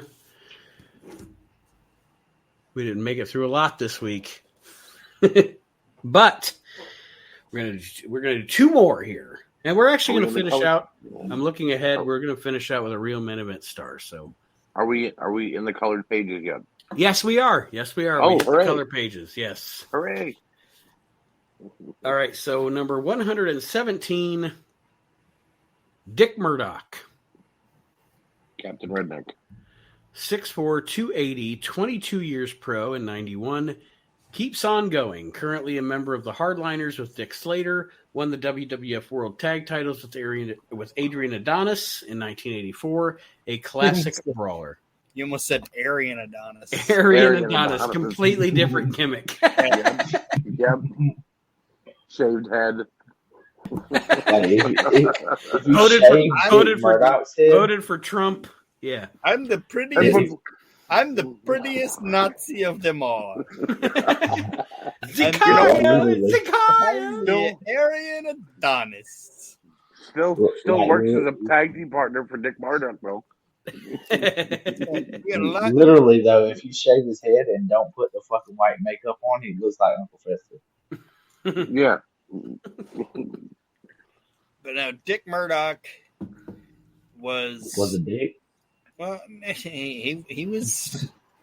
I don't know if he was a dick. I know, like, people say that he had a fucking card, like he was a card carrying clan member. So I'm not going to support that, obviously. But as a fucking talent and as a worker, fucking great. Like, it says he was born in Waxahachie, Texas. What the fuck do you think? When I was a kid and they would introduce him, I always thought that was one of the coolest names for like a town to come from, like from Waxahachie, Texas. Ooh, that's badass. Yeah, and that dude, he could do like bow-legged comedic work, but then he could also be like a fucking badass. Like when he was with Cornette and he was like doing the like headhunting shit against Dusty Rhodes. You know what I mean? Like. Murdoch. You know what my favorite Dick Murdoch is? I don't want to cut you off, Aaron. It's okay. In Mid-South Wrestling in like 85. And I don't know why. I don't know why it's cool to me. Just because I guess it's because it's not showy, it's more natural. He would come out in Mid-South and he'd have on like full camo gear, a camo hat. He had like a backpack, like a camo backpack, and he'd come out. And before the match would start, like he would just be taking his time, taking all this shit off him so he could be in his underwear to wrestle somebody. You know, it was just like, this guy don't give a fuck. And so he was GI Bro before Booker T. Yeah.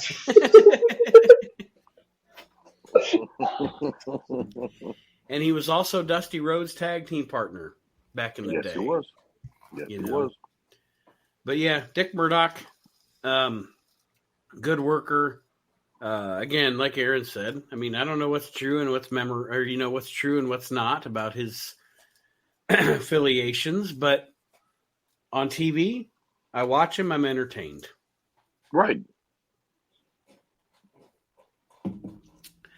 And number 116, the last one we will do on this week's episode of the show, the Legend of Legends, I guess we'll say, in 91, it is Andre the Giant.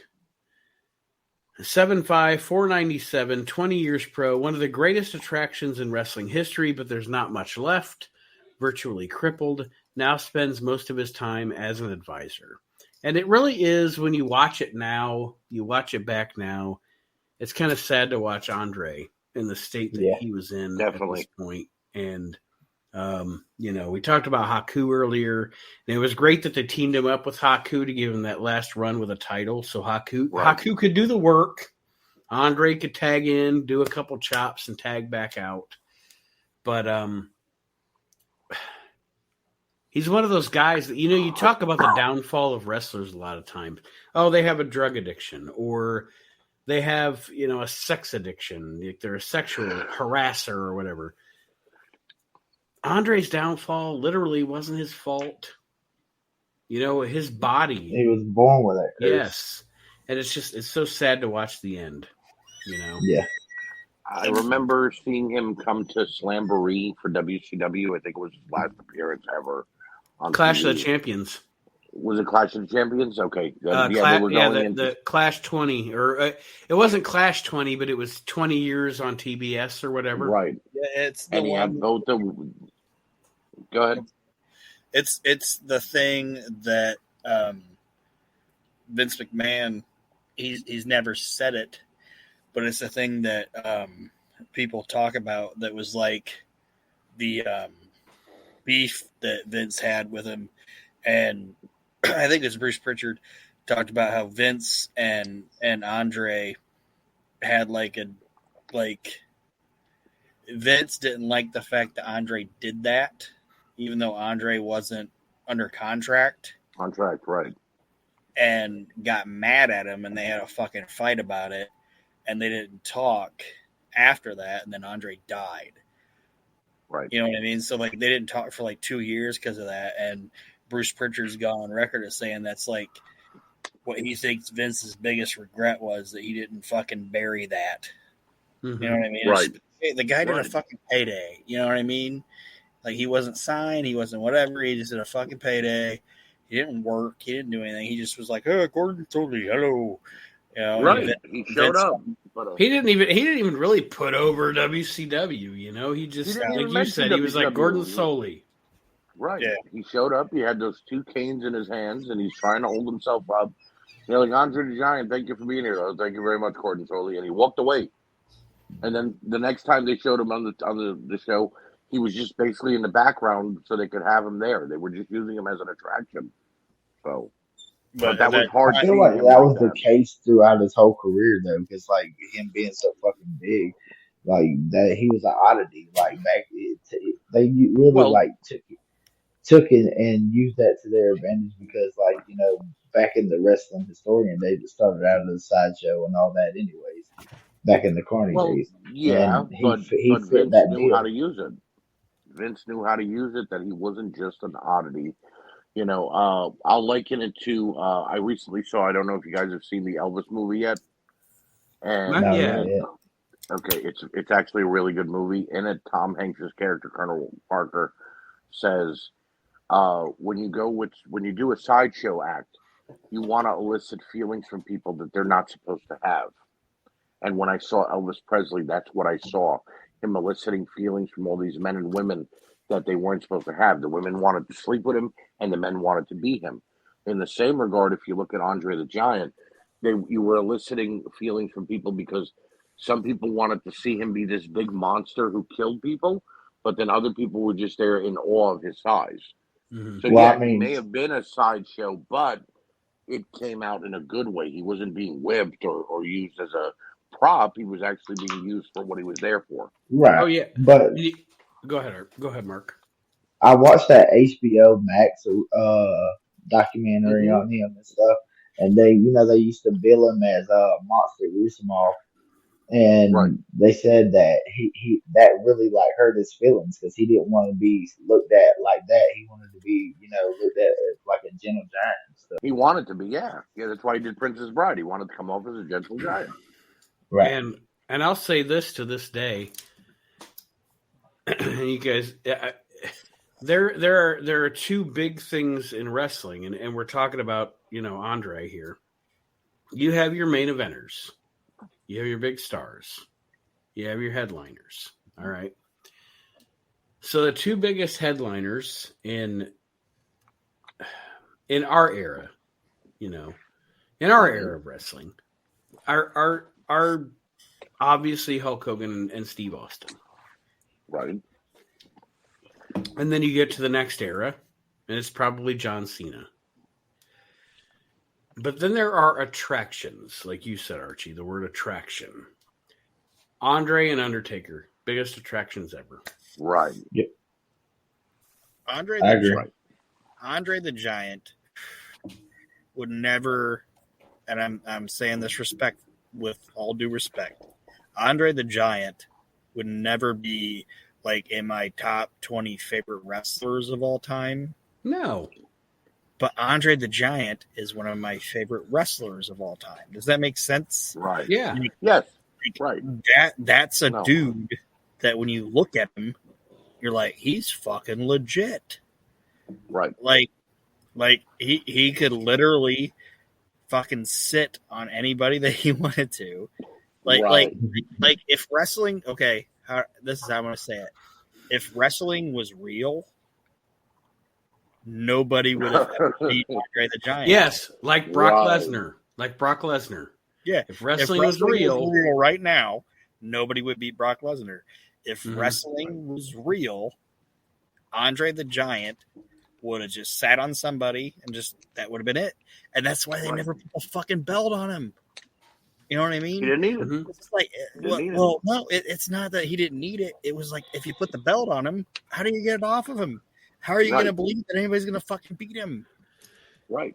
And only at the time, Hogan was the one that he, because he knew Hogan was obviously the big thing. So when he finally came down to, I'm going to lose on television at a pay-per-view, I'm going to finally let the myth of Andre the Giant die.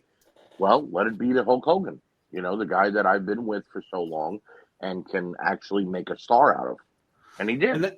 And that's why I always like snicker or chuckle when I see people. I hate the internet. When I see internet wrestling smarks, oh, Brock Lesnar's back again. Blah, blah, blah, blah, blah. Okay, so what these idiots don't realize is wrestling is about attraction. Mm-hmm. Yes, right. Yes, for fans like us, it is about wrestling. But for the mainstream people that WWE is actually trying to appeal to make money, it's about attraction. So your evolution is literally you went from Andre to The Undertaker to Brock Lesnar. Right. There's a reason Brock Lesnar ended the streak. Because Vince McMahon, in the same mind as his father, looked at the whole roster and said, who is the next attraction? Right. It's Brock Lesnar. It's like Aaron said with Andre. If I'm looking at this in a legit style, nobody's beating this guy. And that's it. The lineage is Andre, Taker, Brock. Well, I mean, look at the current situation that they got going on with him and Brock going to face off again at SummerSlam. All right, they've built Roman into this fucking, for lack of better words, this megastar and God mode Roman or whatever the hell they're saying now. But the only believable threat to that would be Brock for the principal fact. He has transitioned and was a successful shoot fighter. Yeah. Right. And he is. I would have said if we were having this discussion in 2012, I would have said the modern day Andre the Giant is the Undertaker. Right. We're having this conversation in 2022. The modern day Andre the Giant is Brock fucking Lesnar. That's what I'm saying. The lineage goes Andre, Taker, Brock. I agree. And it's like this might be out of left field or whatever, but guy that works for me was like, "Hey, did you see the A&E's bringing back they're doing season 2 of the biographies because they did like A&E biographies of all the wrestlers." Yeah, like, they're talking about the Undertaker, and he was like, "What are they really going to talk about Undertaker on there that we didn't hear from last ride?" That's what he said. I said, "Well," I told him, I said, "I understand that, but WWF or WWE isn't working with A&E to like tell you the story of fucking Dean Malenko." Yeah. That would be. And I'm not knocking Dean Malenko. You know what I mean? But they're using that the story of the Undertaker to get people that are lapsed fans or just non-hardcore wrestling fans to be like, that's going to watch it for the nostalgia value of it. And they did tell new stories. I don't know if you watched it yet, Aaron, but he did tell a couple of new stories. Like he elaborated on a couple of the Hall of Fame stories he told about his mom wanting to run in the ring when he was fighting Sid and things like that. So it wasn't just all about what we already know. But yeah, I agree in that. That's what I'm saying. Like the casual fan, like all of us would be like, "Oh, I'd love to watch an A&E documentary about Dean Malenko." But the average like casual fan is gonna be like, "Who the fuck is Dean Malenko?" But if they see A&E documentary of the Undertaker, they're like, "Oh, I'll watch that." I know that guy, right? Yeah. And Oh, he's the Iceman, Richard Kuklinski. Now, Aaron, do you think that people, the same fans that you're talking about that are like, "Oh, the Undertaker," when they do the Bella Twins episode, do you think they're going to be like, "Ooh, the Bella Twins," or do you think they're like, "Yeah, I watched that week"? Let me explain something there.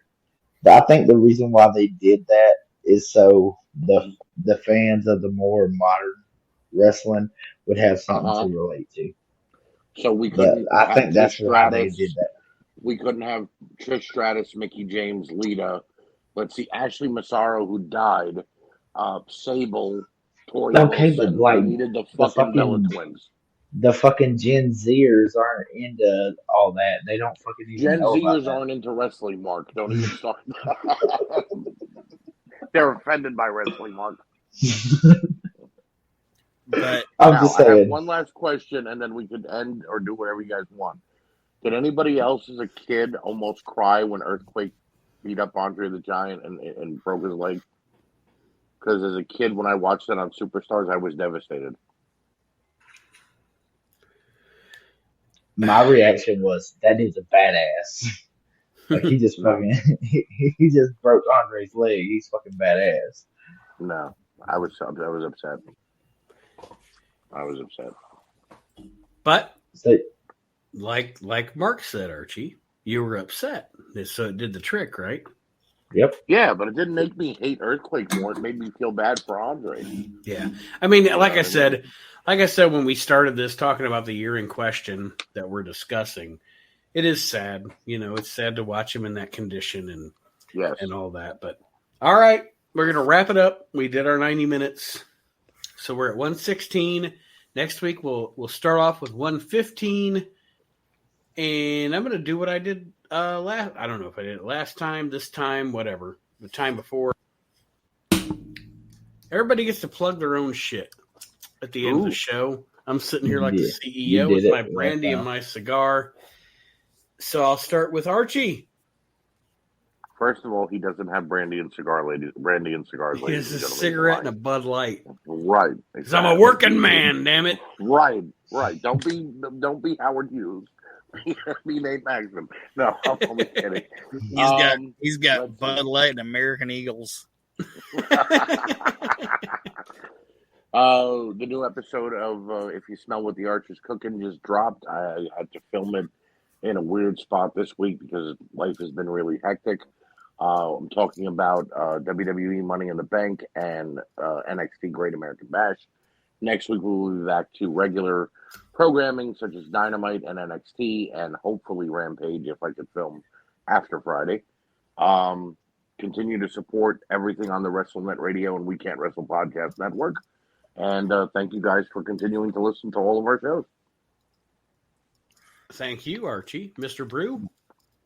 I'm working on something pretty that I'm pretty excited about for episode 6 on Mark's Indie Spotlight. Of course, check out If You Smell What the Archer's Cooking and, go ham dogs. Like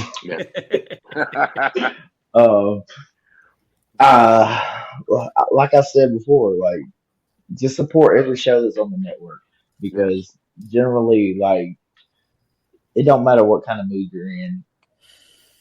It can bring aspect to your day. Smile. Right. It just don't come into it with the mindset of a stick in your ass and that you're not gonna like it and you'll enjoy yourself. I agree. Aaron? God damn it! Why do you make me do this shit? Because it's fun for me. Last week this is where all the good shit happens, anyways. Last week we got tater salad. I wonder what we're gonna get this week. Taters. Tater salad. Yeah. I was fucking drunk. Sounds like a Zach Brown band song. Right. This week we've already had Ivan Pussy, so let's see where I else like we a go. little bit of potato salad. And a little bit of Ivan Pussy. But anyway, if you guys do not, if the people listening have not listened to The Year That Was yet, I would appreciate you guys listening to that. It's a chronicle of Major League Wrestling at that time frame, which right now we're talking about 97. So please go ahead and listen to that. I started a little sub Facebook group for it. I haven't really put a lot of content on there yet because I'm waiting until tomorrow when we record the show to just kind of put that out there. But it's like Mark said, just listen to all the shows, enjoy it, and just if you don't like it, don't be an asshole. Just be like, I don't like it, and walk away. Just comment for Seder salad.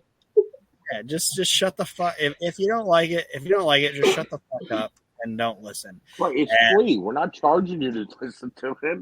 Yeah, and either support it or don't. And if you do support it, what I would ask is everybody's shows that are on there, please, on whatever podcast app you're listening to it, give it a 5-star rating and put some comments in there. I don't care what you say in your comments. You can just say, I like potato salad, or I whatever, or I baseball. Just post something on there, because comments and likes move it up the ladder, and just support the groups. And also listen to Reliving the Extreme. That's my I don't want to knock anybody else's shows, but that's my favorite one. I love fucking Reliving. That's your baby. That's my baby. I swear it's like wrestling stand-up comedy. Like, I understand you're going over the shows and stuff, but I cannot listen to one fucking episode and not laugh. I listened to last week's at my job, at my office. I shouldn't say my job because it's my office. And my client walked in, and I was laughing so hard. He looked at me. He was like, "What are you listening to?" I'm like, "Oh, it's a wrestling podcast." Oh, he's like, "Can I listen to it too?" I'm like, "Yeah, here, go check it out." Came back a couple days ago. I was like, "Damn, that was like the most morbid shit I've ever listened to," but I loved it. I'm like, "Okay." That's the greatest comment. Right? Stream. That's the most morbid shit I've ever heard. But I loved it. I loved it. So. And guys, if you're supporting the shows and you listen to them and you like them and you got friends who like wrestling, pass it on. Let them know about it. It doesn't need to be a Even secret. if it's not you know your what I cup mean? of tea. Right. You never know. Invite them to the group. Just share it. Right. Like it. Share it on your page. Some people like Louisiana. Some people like Lipton. There are podcasts out there that are, and this will be my parting words, and thank you guys for joining me, of course. By the end of every We Can't Wrestle podcast, your host is drunk as shit. But anyway, that's been since the beginning. But anyway, if you listen to these shows, you have to get the word out there. That's what this is all about. If you enjoy the shows, support us, get the word out, share it. Let your friends know, join our groups, invite your friends to our groups, whatever, because there are podcasts out there that are like elitist wrestling podcasts. We are the elitists. We know everything about wrestling and blah, blah, blah. And then there are podcasts out there that are trying to sell you boner pills because they're fucking engaged to somebody's daughter. I'm not knocking any of them. I'm not knocking any of them. I am. But as the leader of my company, I have to say that when I listen to one or the other, and I like them both, ours are the most entertaining. Right. You can have a laugh. You can learn something. You can reminisce about wrestling history, but we're not going to be super serious, and we're not going to be super kayfabing you. We're just honest about it. And I love this show. I love our shows. I love our network. And you guys, my co-hosts here with me and everybody else involved, do a fantastic job. And no, seriously, we have amazing podcasts. And that's what I'm saying. Those of you that like them, get the word out there, because that's the only way that this is going to really, really take off. You know? Yeah, stop being a bunch of lazy fucks. And I make a promise. Well, out the fucking window goes my public relations. And I make a promise right now. Once our podcast network takes off, and we're doing great, I will gladly sell you any fucking money. I will gladly sell you guys all the Viagra and dick pills you want. Roll Tide. But just let me know. Let us get into the bigger upper echelon before I do it. You know, that's all. What age group do you think our fucking audience is? I don't know, but maybe a 20-year-old could need some help. You never know. Fuck. Nate was mad. Like, don't you promise him any fucking money? All you lazy fucks have to do is like that's a way to get listeners, Aaron DeGrego. All you gotta do is like it works though. If you're a sadomasochist and you're listening to our network, all you gotta do is just like right click something and then just fucking copy it and just put it out there. It's like Chris Tucker off of Rush Hour. Press the goddamn button. Push the goddamn button. Mark, that's a great idea for a show. The We Can't Wrestle podcast. Push the goddamn button. That works for a show. I mean, literally though. I mean, if they're listening, they press the fucking play button. Right, it's on their phone. So, right, they don't even got to click anything. So all they have to do is click another button. Yeah, the share button's right next to it. Right, follow. There's share right there next to that, and it even has that little wonderful button that says rate. Yeah. It's like those piece of shits that won't fucking use their turn signal. It's like, it's fucking right there. Look, if you don't want to comment per Seder Salad, all you have to do is hit that rate button, put in your star rating, and that tells us what you think of the show. Yeah. It took you all of 6 seconds. It takes you longer to microwave a burrito than it does to give a rating to it. And we all know people like fucking microwavable burritos. Right. And if you don't want to leave the potato salad or comment or I like baseball or any hashtag, one day Archie will sell us dick pills. And that's it. That's it. I love how enthusiastic you are about selling them too. Well, if these podcasts blow up, I'll sell them whatever they want. I'll sell them a used car. I'll sell them a woman. You know, Archie's gonna be like dick pills, potato baseball. Potato baseball. Archie, you as a used car salesman reminds me of Danny DeVito from Matilda, just not as shitty as a person. Exactly. Exactly. Come on down to the We Can't Wrestle car dealership. I'm imagining Kyle Army, like a little Kyle Army, looking at Archie and being like, "Why can't we sell good podcasts?" And he's just like, "I'm big, you're little. I'm smart, you're dumb."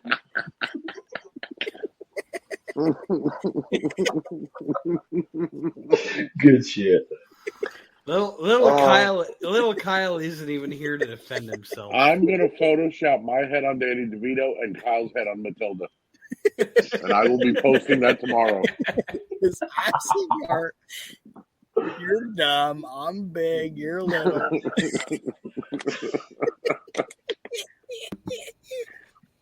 No, but we also we do got some big things coming up. Yes, like we do. Some stuff that if you're a wrestling fan, the way we are and stuff like that, you're really gonna enjoy the content that we're gonna push out. Absolutely. So my final send-off is thank you guys for joining me this week on the We Can't Wrestle podcast. Check out all of the shows here on the WrestleNet Radio Podcast Network. And we will see you next week as we continue our journey. My final send-off is Dino.